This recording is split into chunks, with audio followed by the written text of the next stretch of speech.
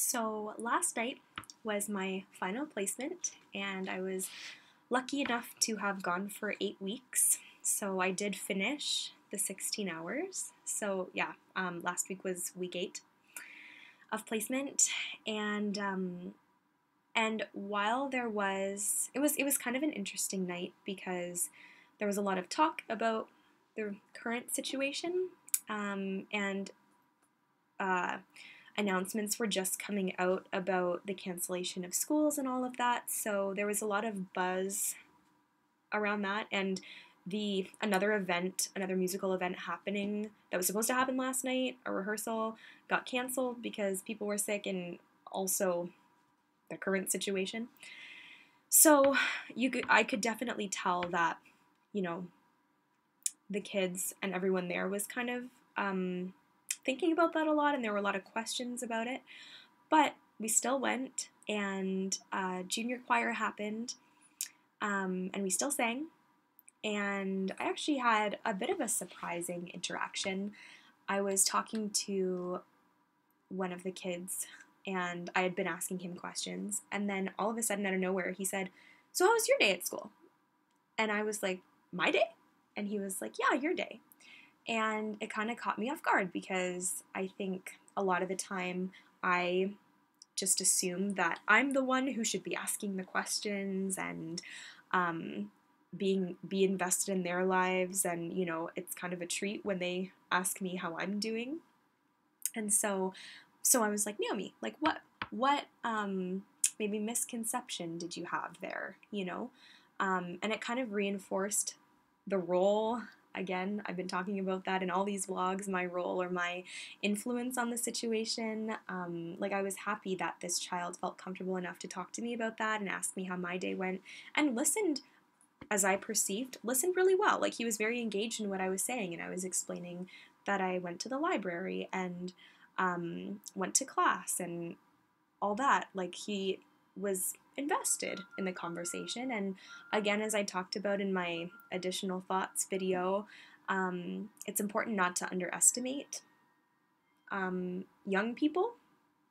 And so that was a good lesson for me last night, and I'm glad that that happened on my last night, because I think that's one of the things that I've learned from this experience. And I'm gonna go into final thoughts in my last video, but just to kind of, as a precursor to that, that's definitely one thing, and I'm glad that I kind of ended off having that experience, because it was a good reminder that kids pick up on a lot, and so that makes it really important to choose words very wisely, because they do listen and they are invested in what you have to say. So that was good. Other than that, it continued to be, pretty much the same as it has been the last few weeks. I led my song Tideo. The kids knew what was going on.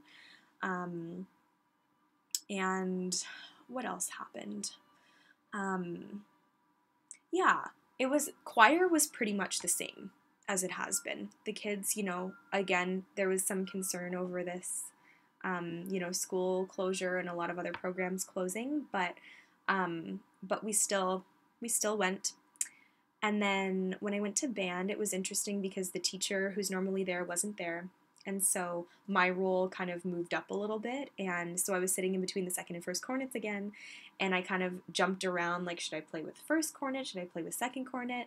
And I tried to have a teaching moment. The assistant was leading the group today, or last night, and she walked away to go get music. So in the middle, like while she was doing that, I said, "Okay, so let's remember that in this piece we have a B flat, and in this piece we have a B natural." And I was trying to be helpful, because I know from instrumental conducting, like, kids need that reminder usually a lot, like when there's a new accidental, or an accidental that doesn't really make any sense is being removed. But anyways, B natural, B flat, different fingerings.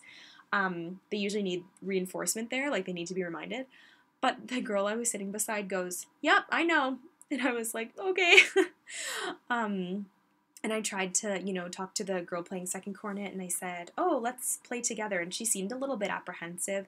I'm still not exactly sure how she perceived me, because I would try to talk to her and be nice and like, "Oh, like, let's go over the fingering for E flat, and what is that, and da-da-da."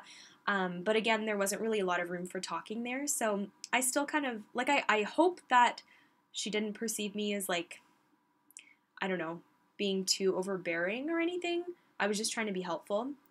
Um, but and I did have the chance as well, like the first cornets were having a lot of trouble counting, so I did have the chance to kind of point out notes to them and count and sing while they were playing. And even though there was no verbal instruction there, I like to think that that helped.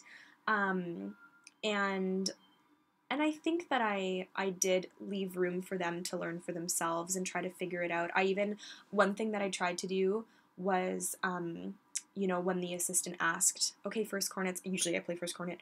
First cornets play from here. I let them play so that we could hear what they were doing, and we could step in when we needed to. Because it's one thing for them to hear and watch me play the valves, but I or put down the valves and hear like what the pitches are. But it's another thing to let them experience that for themselves and try to problem solve, like not to try to fix things for them, like micromanaging. So that was a good exercise for me last night, and I'm also glad that that happened. So yeah, I think that's it from last week. Sorry, this past week. Um, and Yeah, I'll be kind of summing everything up, my whole experience in my final video. So yeah, that's it.